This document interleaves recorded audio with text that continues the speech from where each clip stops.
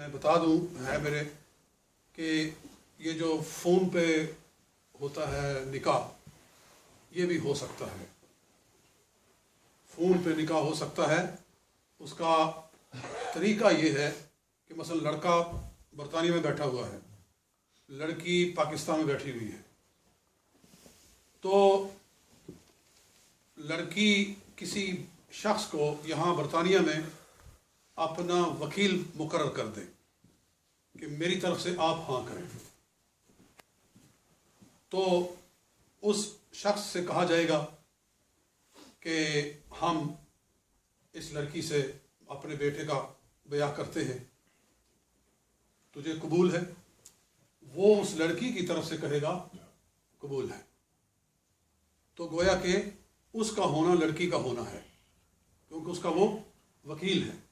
وکیل جب اس مجلس میں ہے تو گویا لڑکی ہے۔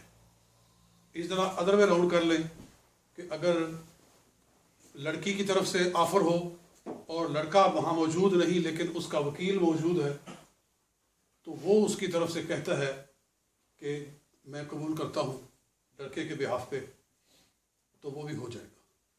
لیکن ایسے نہیں ہو سکتا کہ لڑکی لڑکا براہ راست فون کے اوپر ایجاب و قبول کرے تو وہ نکاح ہو جائے، وہ نہیں ہو سکتا، کیونکہ دونوں کا ایک مجلس میں ہونا ضروری ہے۔ تو یہ چیز بھی ذہن میں رہے۔ پر آگے فصل ہے فی المحرمات، کہ کس کس رشتے کو شریعت نے حرام قرار دیا ہے، کون کون سا رشتہ حرام ہے، نکاح نہیں ہو سکتا۔ سب سے پہلے فرمایا حرمت تزوج امہ و بنتہ، ماں بیٹی ان سے نکاح نہیں ہو سکتا، کیونکہ قرآن نے بیان فرمایا ہے وَإِن بَعُودَتَا، اگرچہ وہ دور ہو، یعنی بیٹی ڈائریکٹ نہیں، بیٹی کی بیٹی، ماں کی ماں، یعنی اوپر چلے جائیں نیچے چلے جائیں، تو بہرحال نکاح حرام۔ وَأُخْتِهِ، اور بہن، وَبِنتِهَا، اور بہن کی بیٹی، وہ کیا بن گئی؟ بھانجی۔ وَبِنتِ أَخِيهِ، اور بھائی کی بیٹی، وہ کیا ہو گئی؟ بھتیجی۔ وَعَمَّتِهِ، اور پھوپھی، وَحَرُمَ تَزَوُّجُ عَمَّتِهِ، پھوپھی سے نکاح نہیں ہو سکتا، یعنی باپ کی بہن۔ وَخَالَتِهِ، اور خالہ یعنی ماں کی بہن، اس سے بھی نکاح نہیں ہو سکتا۔ اصل میں یہ ساری ماں کے زمرے میں ہی آ جاتی ہیں، یہ ساری عورتیں بھی بمنزلے ماں کے، پھوپھی ہو خالہ ہو تو وہ ایسے ہی ہیں جیسے کہ ماں ہے۔ اور فرمایا وَأُمِّ امرأتِهِ، اور اپنی بیوی کی ماں، ساس، مدر اللہ، اس سے بھی نکاح نہیں ہو سکتا۔ وَبِنتِهَا، اور بیوی کی بیٹی، یعنی بیوی کی وہ بچی جو کہ اس کے پچھلے خامد سے ہے، وہ بھی جب آ گئی رشتے میں تو وہ بیٹی بن گئی، اس سے نکاح نہیں ہو سکتا۔ ان دخل بہا، یہ بات ہے ساتھ میں، اگر اس نے اس عورت کے ساتھ صحبت کی ہو، اگر اس شخص نے اس عورت کے ساتھ صحبت کی ہو، کسی عورت کے ساتھ بیوی یعنی شادی کر لی، رخصتی ہو گئی، صحبت کر لی، اب اس کی بیٹی حرام ہے۔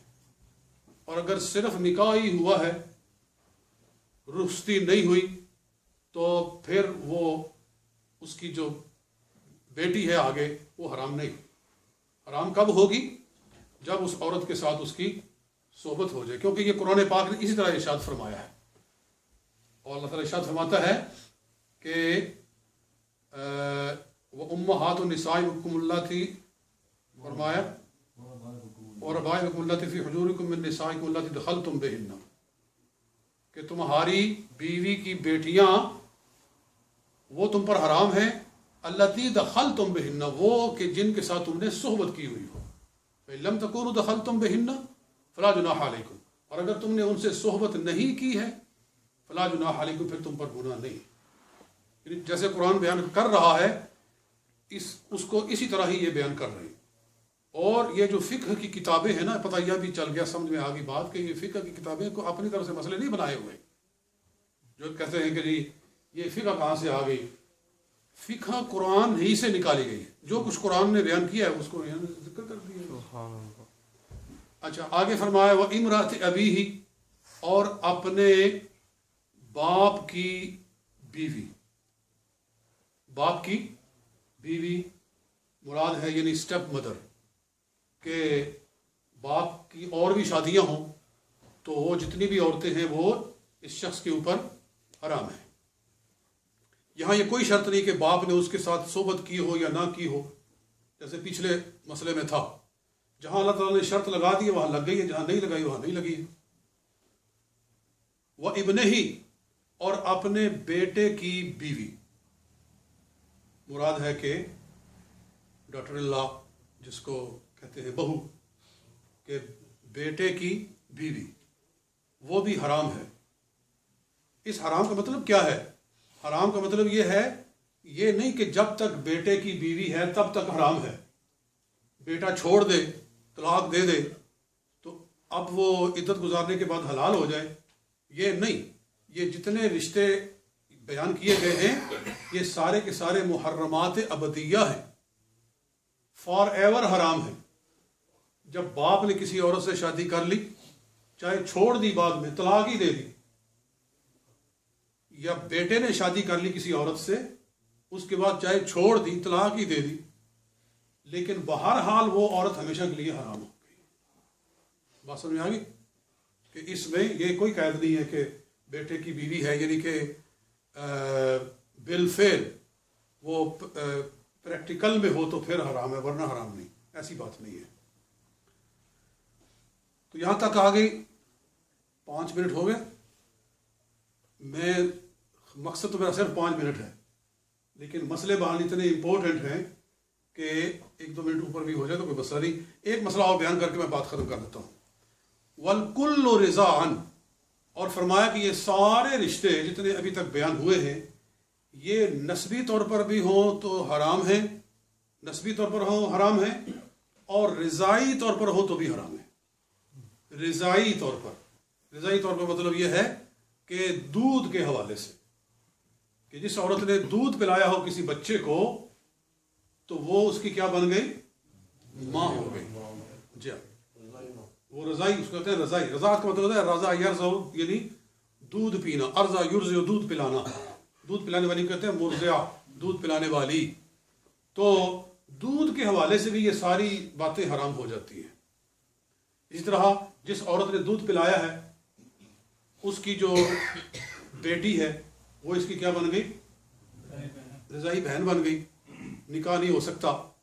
اسی طرح جس عورت نے دودھ پلایا ہے اس کا جو شوہر ہے وہ کیا بن گیا؟ باپ ہو گیا، رضائی باپ ہو گیا. لہذا جس بچی کو دودھ پلایا گیا ہے اس بچی کے ساتھ اس عورت کا دودھ پلانے والی جو ہے اس کا جو شوہر ہے وہ شادی نہیں کر سکتا، کیونکہ وہ اس کا رضائی باپ ہو گیا ہے. جی تو بلکہ آگے تک مسئلہ جاتا ہے، آگے تک جاتا ہے. وہ کیا ہے کہ وہ جو رضائی باپ بن گیا ہے اس کا جو بھائی ہے وہ اس بچے کا کیا بن گیا؟ رضائی چچا بن گیا، اور یہ اس کی کیا بن گئی؟ رضائی بھتیجی بن گئی. تو یہ سارے رشتے جو پیچھے بتائے گئے ہیں جو حرام ہیں، بھتیجی حرام ہے، بانجی حرام ہے. جی اسی طرح یہ رشتے جو کہ نسباً بھتیجے بھتیجیاں بنتے ہوں حرام ہیں، اسی طرح رضاعت کے لحاظ سے بھی وہ بانجے بھتیجے بنتے ہوں تو بھی حرام ہے. جی تو یہ چند مسائل ہیں، انشاءاللہ باقی باتیں کل کریں گے. انہی الفاظ پہ اکتفا ہے. وما علینا الا البلاغ.